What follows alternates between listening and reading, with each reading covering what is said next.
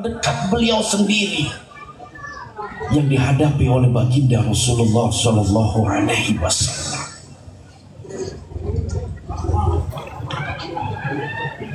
Rasul selama 13 tahun ingin membentuk, membangun akhlak manusia kepada Allah Subhanahu wa Ta'ala. Akhlak manusia kepada Allah. Karena hakikatnya kita harus memiliki akhlak-akhlak yang baik. Karena begitulah misi dari perjuangan baginda Rasulullah Sallallahu Alaihi Wasallam. Innama bu'istu liutammima makarimal akhlak. Tidaklah aku diutus ke muka bumi ini kecuali untuk menyempurnakan akhlak. Akhlak kepada Allah, akhlak kepada manusia, dan akhlak kepada seluruh alam. 13 tahun Nabi membangun akhlak kepada Allah Subhanahu wa Ta'ala. Dengan cara seperti apa? Anta'budallah wa la tusyriku bihi syai'an. Kalau kita pengen berakhlak kepada Allah dengan akhlak yang terbaik, lakukan itu. Anta'budallah, engkau menyembah dan beribadah kepada Allah, wala tusyriku bihi syai'an, dan jangan sekali-kali menyekutukan Allah Subhanahu wa Ta'ala. Agak keras ya ceramahnya ya? Hah? Agak keras ya? Keras ya? Ya udah pelan-pelan aja gitu. Jadi para sahabat, pada masyarakat semua, ketika Rasulullah SAW dalam berdakwah, tadi kata kekerasan, kurang keras. Wah, mesti ada jus jeruk kalau mesti keras ini. Di mana-mana saya ceramah, air putih lagi. Nggak ada peningkatan kayaknya. Jus jeruk lah begitu kan, atau jus apukat gitu. Bercanda ya panitia ya, jangan dianggap. Tapi mau disungguhin nggak apa-apa. Ma'asyiral muslimin rahimakumullah.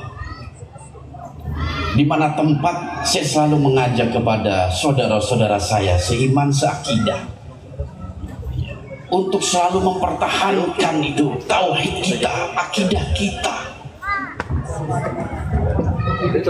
Karena Rasul itu dalam berdakwah akidah luar biasa dibanding dakwah secara syariat. Bagaimana mengajarkan orang sholat, rukun dan syaratnya, puasanya, dan lain sebagainya. Apalagi masyarakat kita juga banyak pemahaman-pemahaman yang berbeda-beda, khilafiyah terjadi di mana-mana. Tetapi kita memiliki kesatuan, yaitu sama-sama harus menjaga akidah kita, terutama dari noda-noda perbuatan-perbuatan syirik. Bapak Ibu yang dirahmati Allah Subhanahu wa Ta'ala, di Mekah itu, di Baitullah, ketika baginda Rasul dan para sahabatnya mampu menguasai di hari Fathul Mekah, kurang lebih ada 360 berhala. Coba bayangin, 360 berhala di sekitaran Ka'bah. Jadi masyarakat suku Quraisy dan juga suku-suku yang lain itu di kota Mekah setidaknya ada 4 berhala yang sangat masyhur di kalangan mereka, yang selalu menjadi kiblat mereka dalam melakukan apapun juga. Ada 4. Yang pertama yang menjadi berhalanya suku Quraisy, ada berhala namanya Hubal. Ada yang tahu Hubal? Atau ada yang punya nama Hubal di sini? Nggak ada ya? Hubal itu Dewi Bulan kalau bahasa kitanya. Tukang ramal, ahli ramalan. Makanya orang-orang Quraisy ketika ingin berdagang mereka ke negeri Syam, ke Yaman, ke Persia, selalu minta petunjuk kepada Hubal. Agar apa? Agar dagangannya laris manis, yang didagangin habis, bawa pulang duit banyak, seperti itu. Hubal ini berhala yang berkaitan dengan ramalan. Nah, ini kita bahas ini. Zaman sekarang banyak gak tukang ramal tuh? Banyak. Ente lahir bulan apa? Agustus. Oh ini zodiaknya Libra. Bintangnya Libra. Tapi saya nggak tahu betul nggak tuh? Virgo. Banyak di antara kita masih ada yang percaya kepada begitu. Bahkan mungkin nggak sedikit masyarakat kita masih mendatangi ahli-ahli tarot yang mereka meramal dengan menggunakan kartu tarot, kartu gaple, kartu reti. Iya kan? Kadang kita minta, saya beruntungnya di hari apa, apesnya di hari apa. Coba diramal kehidupan kita. Padahal ramalan termasuk berhala yang baginda Rasulullah Shallallahu Alaihi Wasallam hancurkan. Jadi nggak boleh kita sebagai hamba Allah, sebagai umat baginda Rasulullah Shallallahu Alaihi Wasallam percaya dan datang ke tukang ramal. Bahkan dalam salah satu hadisnya baginda pernah bersabda, siapa saja yang datang ke tukang ramal, dukun, paranormal, dan dia membenarkan ucapannya, maka Allah tidak terima sholatnya 40 hari. Bayangin 40 hari sholat kita nggak diterima. Kadang kalau sholat aja belum tentu diterima. Islam sangat kuat dalam menjaga akidah dan keyakinan kita kepada Allah Subhanahu wa Ta'ala. Rasul mencoba membangun keyakinan itu. Ini mungkin yang gak banyak kita sadari. Bukankah Allah Subhanahu wa Ta'ala pernah berfirman, Allahus Samad, Allah tempat engkau bergantung, engkau bersandarkan diri. Wa ila rabbika farghab, dan hanya kepada Tuhanmu lah kamu berharap. Bahkan di ayat lain Allah telah memberikan kabar gembira kepada kita. Wa may yatawakkal 'ala Allah fa huwa hasbuh. Siapa saja yang bertawakal kepada Allah, Allah akan cukupkan kehidupannya. Ini Allah langsung yang berfirman. Kita masih nggak percaya. Mampu nggak kita bertawakal dalam kehidupan ini ketika kesulitan hidup, kesulitan ekonomi, kesulitan dalam mencari jodoh, mencari rezeki ada di hadapan kita? Mampu nggak kita bertawakal? Masih belum mampu kita kadang. Kita masih cari orang-orang pinter biar jodoh enteng. Akhirnya dikasih pasangan yang kurus. Mintanya jodohnya enteng.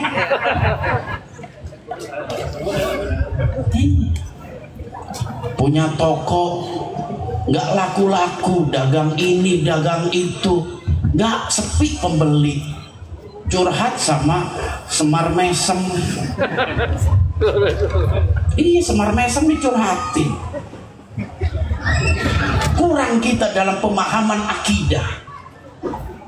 Padahal Allah Subhanahu wa Ta'ala melalui firman-Nya nih, Bu, Pak, Al-Quran sebagai hudal linnas, petunjuk kita, udah banyak memberikan solusi dalam hidup.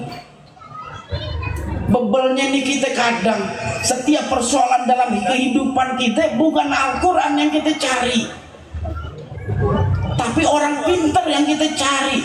Walau kadang kita dipintarin sama mereka itu. Kita nggak mencoba mendekati ulama, konsultasi, nanya bagaimana sih solusi berdasarkan ajaran Islam. Saya lagi terhimpit rezeki, baru di PHK dari perusahaan.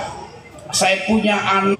Apa sih solusi yang Islam tawarkan agar kita selamat semua ini dalam jurang kesesatan? Bukan konsultasinya dengan para dukun, orang pinter, paranormal. Kita jarang seperti itu. Padahal Al-Quran kalau kita baca, kalau kita renungkan, banyak sekali solusi hidup di dalamnya. Seperti contoh begini, setiap manusia pasti punya persoalan hidup, termasuk saya sendiri. Allah di dalam surah Al-Insyirah pernah berfirman, fa inna ma'al usri yusra, inna ma'al usri yusra. Ada yang tahu artinya apa? Maka dalam setiap kesulitan ada kemudahan. Dan setiap kesulitan ada kemudahan. Allah ulangi sampai 2 kali. Kira-kira tahu nggak apa hikmahnya ayat itu? Kenapa sih Allah ulang-ulang terus tuh? Tahu nggak Bu? Kira-kira Bu, Allah sampai ulang 2 kali Bu? Karena Allah tahu manusia itu makhluk yang bebel. Kadang diomongin sekali nggak percaya dan kurang yakin. Betul nggak kira-kira? Kadang kita kurang yakin gitu.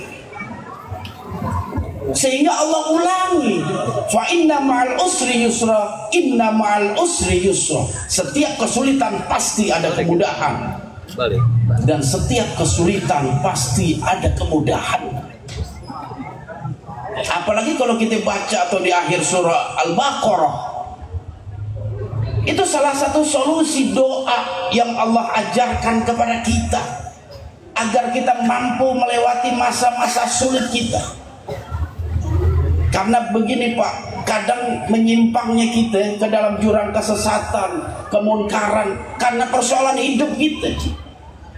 Nggak sedikit ketika Allah uji kita dengan satu penderitaan, satu kesedihan, kita cari tempat-tempat yang sebenarnya tempat itu dilarang kita untuk datang kepadanya, bermunajat pada tempat itu. Apa doa yang Allah ajarkan kepada kita? Rabbana la tu'akhizna in nasina aw akhtana. Yang pertama.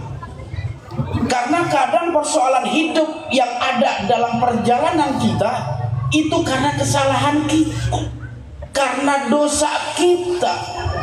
Allah sebagai zat yang maha baik inget-ingetin tuh kesalahan kita, ditegur kita agar kitanya mudeng dan kembali ke jalan Allah yang lurus. Makanya yang pertama kita ucapkan Rabbana la tu'akhizna, ya Allah jangan engkau hukum kami innasina au akhtana, karena kelalaian kami, kelupaan kami, dan juga dosa kesalahan kami. Jangan dihukum ya Allah. Doa ini udah pada hafal belum kira-kira? Hafal. Imam masjid sering baca ini. Wiridan juga sering dibaca. Cuman masalahnya kita nggak paham artinya. Makanya ketika imam baca Rabbana la tu'akhizna, amin, amin, amin, kita nggak paham artinya. Coba kita paham artinya, gemeter kita itu, dan bisa menimbulkan kehusyuan. Wah bener, jeruknya datang. Bukan putih, saya kira kuning. Oke, jazakallah kepada panitia. Ya, ini Aqua, ini Fit, dua-duanya Israel ini ya. Hah? Oke, semuanya Israel ini. Nggak apa-apa. Jadi kadang itu kelemahan kita. Kita doa, tapi kita nggak paham makna artinya, itu kita nggak paham. Sehingga makmum yang nggak paham, amin, amin, amin, nggak paham apa yang diminta oleh imam. Maka alangkah baiknya gitu, ketika doa-doa yang kita coba ungkapkan, sampaikan kepada Allah melalui lisanul Arabiyah, melalui bahasa Arab, dicantumkan juga artinya itu, biar kita paham apa yang kita minta kepada Allah. Cukuplah Al-Quran sebagai solusi hidup kita. Karena apa? Innallaha la yukhliful mi'ad. Sesungguhnya Allah tidak mungkin mengingkari janji. Ya Pak, Allah nggak mungkin ingkar janji.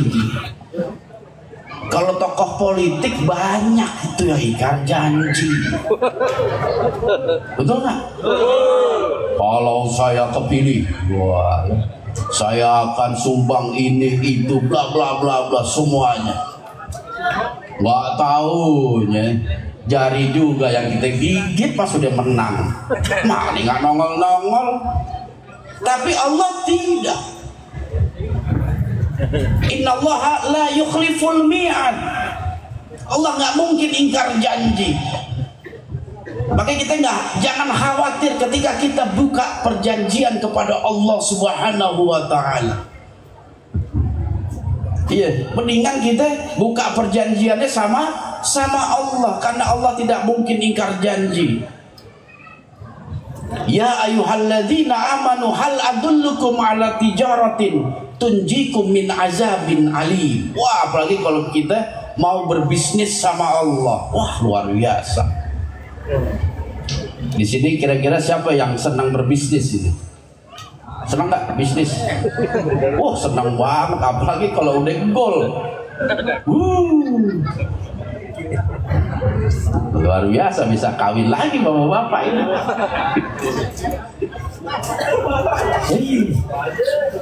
Kita kalau bisnis sama orang, apa sih yang kita dapat? Paling harta, ya kan? Paling apa kalau orang bahasa sekarang itu apa sih kalau duit tuh? Fulus bahasa Arab itu, cuan, paling cuan ya. Ganti motor tadinya Beat jadi Vario ataupun Nmax, paling gitu. Bisnis kepada manusia. Tapi kalau kita mau berbisnis kepada Allah, apa yang Allah tawarkan kepada kita? Ayat tadi menunjukkan pilihan ataupun keuntungan yang akan Allah berikan kepada kita. Tunjikum min azabin alim. Engkau akan dibebaskan dari siksa neraka kalau kita mampu berbisnis kepada Allah. Wah, pengusaha mana coba tuh kalau berbisnis sama beliau? Oke, saya jamin nanti nggak masuk neraka. Siapa yang berani? Nggak ada. Tapi ketika kita mampu membangun bisnis kepada Allah Subhanahu wa Ta'ala, Allah akan berikan tunjikum min azabin alim. Engkau akan aku bebaskan dari siksa api neraka yang sangat pedih. Wah, luar biasa. Ya ayyuhallazina amanu, wahai hamba-hambaku yang beriman, kata Allah, hal adullukum, maukah engkau aku tunjukkan, ala tijarah, atas satu bisnis, tunjikum min azabin alim, yang manfaat dari bisnis itu adalah engkau terbebas dari api neraka. Mau gak kira-kira Pak? Mau. Bayangin nih, kita berusaha untuk menjauh dari neraka ya. Dan Allah tawarkan keuntungannya itu mampu untuk menyelamatkan kita dari siksa neraka.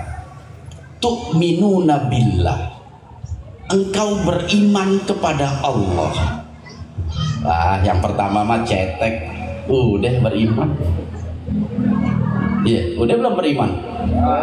Udah kan? Udah belum? Udah. Padahal iman itu bukan sekedar di lisan, tapi bagaimana iman itu harus mampu kita aplikasikan dalam perilaku, tindakan, dan perbuatan. Makanya di firman lain Allah Subhanahu wa Ta'ala pernah berfirman, innal ladzina qalu rabbunallah summastaqim. Innalladzina qalu, sesungguhnya orang-orang yang mengatakan Rabbunallah, Tuhan kami adalah Allah, summastaqim, kemudian dia istiqomah dalam perkataannya itu. Artinya apa ayat ini mengajarkan? Ada orang-orang yang mengatakan, yang telah berucap, yang telah berkata Rabbunallah, Tuhan kami adalah Allah, tapi dia tidak mampu istiqomah dalam ucapannya itu. Dia belum mampu untuk istiqomah dalam Rabbunallah, dalam ucapan Tuhan kami adalah Allah. Islam betul, KTP Islam. Beriman, ya akuannya iman. Tapi begitu diterpa satu kesulitan hidup, yang dicari gunung, yang dicari laut, goa. Padahal ada satu syair itu mengatakan, bukanlah gunung tararatot tempat kau meminta. Betul nggak? Bukan lautan tararatot tempat kau memuja. Para hadirin yang dirahmati Allah, masih banyak saudara-saudara kita yang seiman seakidah. Ketika Allah uji dengan satu penderitaan, masih mereka cari gunung, masih nyari laut. Saya baru-baru ini datang ke laut Pelabuhan Ratu.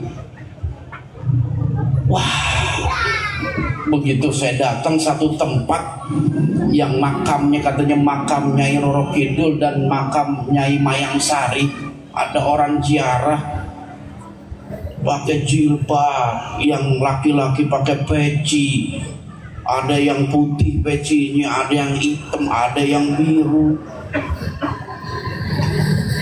Wirid di depan makam Nyi Roro Kidul. Padahal Nyi Roro Kidul itu kan jin setan. Kok wirid di situ? Kadang otak saya nggak nyambung itu sama orang yang datang ke situ. Nggak nyambung. Dan itu di depan mata kepala saya sendiri mereka lakukan itu.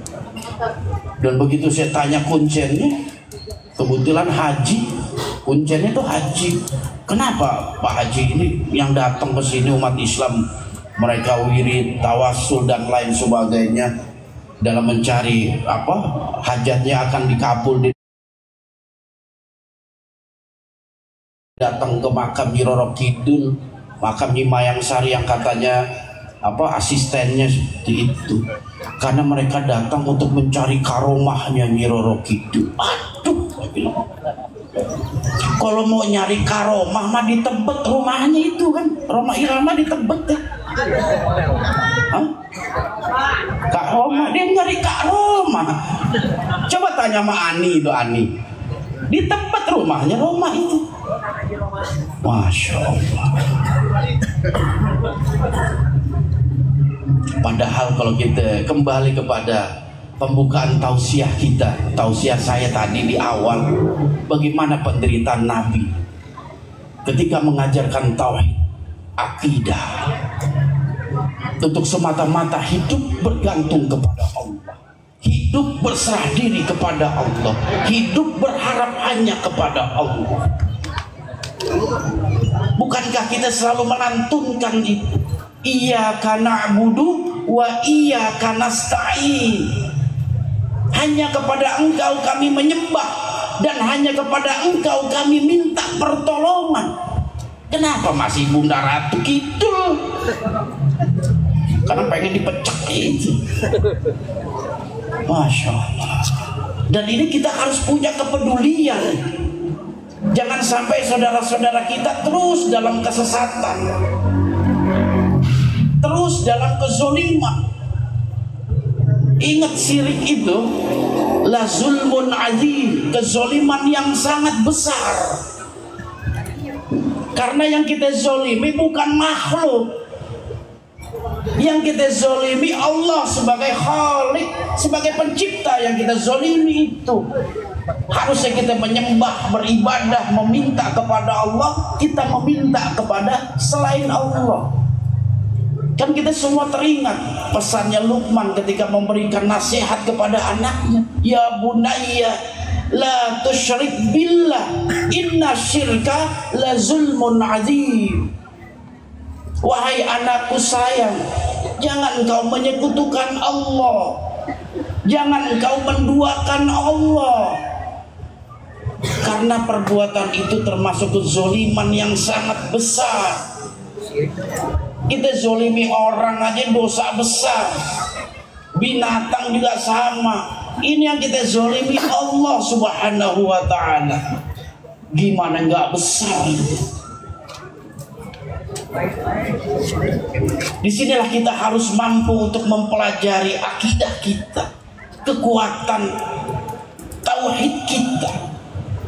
Agar apa? Agar Allah selamatkan kita dalam kehidupan di alam dunia ini, sehingga kita mampu mendapatkan dan merasakan nikmat akhirat nanti. Ya. Jadi iman bukan sekedar lisan yang kita ucapkan. Bahkan para ulama sepakat yang dimaksud dengan iman adalah qaul bil lisan. Iman memang perlu engkau ucapkan. Aku beriman kepada Allah, itu harus kita ucapkan. Tapi bukan sekedar lisan, hati pun harus membenarkan. Tasdik biqalbi, engkau membenarkan ucapanmu itu.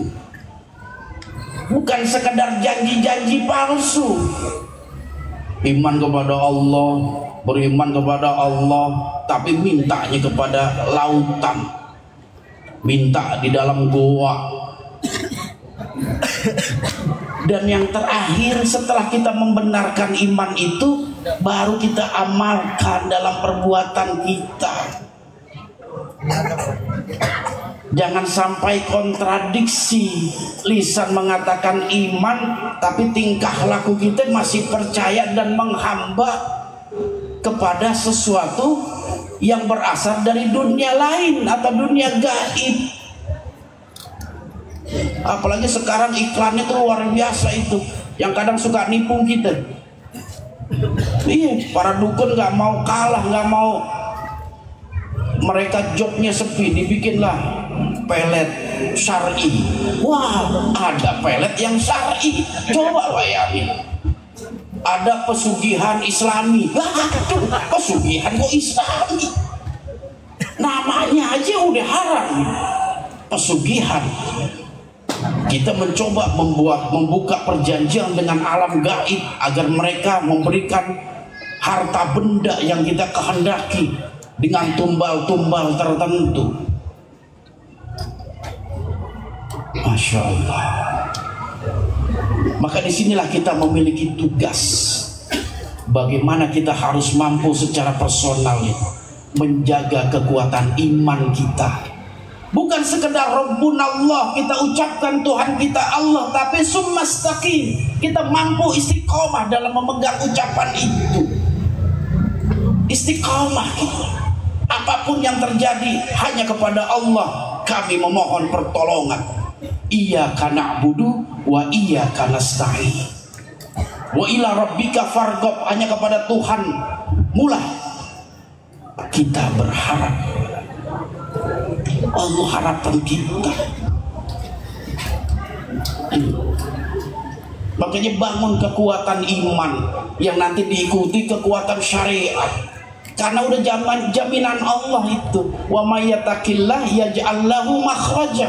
Itu Allah jamin itu.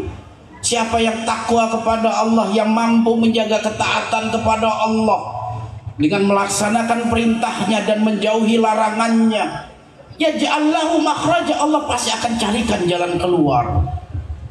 Masya Allah. Kalau sudah seperti ini, hidup akan terasa ringan. Karena apa? Karena kita membawa Allah dalam kehidupan kita. Hidup kita akan terasa berat ketika kita tidak membawa Allah dalam kehidupan kita. Makanya kadang nih, doa kita lama nggak diijabah sama Allah. Hajat kita, harapan kita nggak cepat diijabah sama Allah. Bukan karena Allah jauh dari kita, tapi karena kita menjauh dari Allah Subhanahu wa ta'ala. Kita yang menjauh dari Allah, sehingga sulit kita mendapatkan doa kita diijabah sama Allah, karena kita selalu menjauh. Ketika panggilan azan bukannya datang nyamperin, ada aja dilakuin. Ketika ada panggilan infak sedekah untuk perayaan-perayaan yang mengarah kepada manfaat dan kebaikan, wah pura-pura nggak punya duit. Mas nyumbang mas, waduh nggak ada duit kecil. Pas ditanya duit gede nggak apa-apa, oh sayang duit gede, nah tapi nggak mau. Padahal itu satu ajakan yang mungkin karena lantaran amalan yang kecil itulah yang mampu menyelamatkan kita dari siksa api neraka. Sebagaimana bisnis tadi kepada Allah, tu'minuna billah. Yang pertama beriman, wa tujahiduna fi sabilillah, dan berjihad di jalan Allah, bersungguh-sungguh menjadi hamba Allah yang taat, bi amwalikum wa anfusikum, baik dengan harta maupun dengan jiwa kita. Kita mampu berjihad taat, menjaga ketaatan kita kepada Allah Subhanahu wa taala. Karena ibadah yang akan kita bangun bukan saja berkaitan dengan jiwa kita, dengan raga kita, tapi ada ibadah-ibadah yang sifatnya amal, yang sifatnya materi, yang dibutuhkan kekuatan materi. Masjid tiba-tiba musim hujan mulai kelihatan bocornya. Cepat, wah masjid bocor, langsung tanpa diminta. Cepat. Apapun itu untuk sarana-sarana kebaikan. Ketika kita mampu berjihad, bersungguh-sungguh dalam ketaatan kepada Allah. Jadi bukan kita angkat perang senjata dan lain sebagainya. Kalau itu belum, insya Allah Indonesia masih aman. Jihad kita adalah membangun ketaatan kita kepada Allah Subhanahu wa taala. Dan kita bangun melalui harta dan juga jiwa kita. Zalikum khairul lakum. Hal itu adalah lebih baik untuk kalian, kata Allah Subhanahu wa taala. In kuntum ta'lamun. Jikalau kalian sadar, jika kalian paham itu, jika kalian tahu. Cuman kadang kita kan banyak yang nggak sadar. Disangkanya sedekah, infak yang kita keluarkan mengurangi harta kita. Coba kita main matematiknya Allah ini. Kira-kira bapak-bapak nih, kalau ada duit 100.000 aja, tiba-tiba ada orang minta sedekah, masjid lah minta infak, bapak ngasih 50.000. Kalau saya tanya uang bapak tinggal berapa? Hah? Otak kita kan ngomong uang kita tinggal 50.000. Betul nggak? Karena awalnya 100, kita kasih infak 50, sisa. Padahal uang kita masih 100. Cuma yang 50 kita titipin sama Allah. Berkurang nggak duit kita? Nggak berkurang, bahkan nambah sesuai janji Allah sampai 700 kali lipat. Sekarang ilustrasi yang kedua, bapak punya uang 100.000. Tiba-tiba di jalan ada toko mainan, beli mainan. Tapi mainan bapak-bapak apaan ya? Masa mobil-mobilan? Nggak mungkin juga. Dibelanjakanlah 50.000. Sisa berapa duitnya? 50 itu asli. Karena apa? Yang 50 nggak akan kembali. Tapi ketika uang 50.000 kita infakkan, kita sedekahkan, duit itu masih ada. Bahkan uang itulah yang akan menemani kita di alam barzakh sampai negeri akhirat. Masya Allah, gak berkurang. Makanya betul baginda Rasulullah SAW pernah bersabda, mana qasat sodakotun min malin, gak akan berkurang uang yang kalian keluarkan karena sedekah, gak akan berkurang. Karena dia pasti akan tersimpan di sisi Allah Subhanahu wa ta'ala, yang nantinya kita akan panen di akhirat kelak. Bapak-bapak, ibu-ibu yang dirahmati Allah Subhanahu wa ta'ala, penting bagi kita menjaga kekuatan tauhid kita di akhir zaman ini. Fitnah luar biasa. Segala sesuatu, belum degradasi moral kaum muda, anak-anak kita itu. Waduh, pening pala. Iya, gempuran dari sana sini. Kemaksiatan yang kalau dulu zaman bapak-bapak tahun 80-an kita harus bersusah payah pergi ke suatu tempat. Bahkan kita ngebohong sama orang tua kita karena pengen pergi dugem lah misalnya tuh. Pernah ada yang dugem nggak? Oh alhamdulillah aman, logik ya. Kalau sekarang di dalam kamar sendiri kita bisa bermaksiat. Pengaruh handphone itu luar biasa. Mungkin biasa di luar kali itu ya, luar biasa. Insyaallah. Dan ini sebuah tantangan. Dan solusinya cuma satu, Pak. Kalau anak kita pengen selamat dalam fitnah atau ujian akhir zaman ini, dekatkan dengan Islam. Islam adalah jawaban yang tepat dalam kita menghadapi fitnah akhir zaman ini, ujian akhir zaman. Solusinya hanya Islam. Kenalkan mereka dengan Islam, terutama tentang tauhid yang nomor satu, sebagaimana yang dilakukan Luqmanul Hakim. Wa idh qala Luqmanu libnihi wa huwa ya'idhuhu ya bunayya la tusyrik billah. Dan ingatlah ketika Luqman hendak memberikan pelajaran, pendidikan kepada anaknya, apa yang dilakukan Luqman? La tusyrik billah, menanamkan akidah nomor satu kepada anak kita. Kita kenalkan kalau Allah selalu mengawasi kita dimanapun kita berada, walaupun kita dalam keadaan kesendirian, Allah selalu mengawasi kita.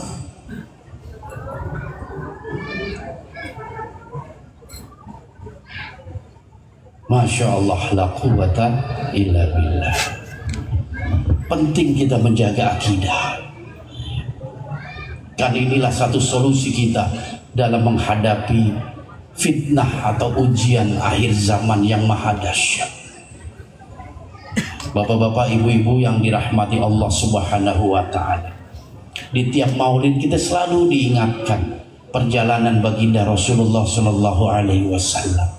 Agar apa?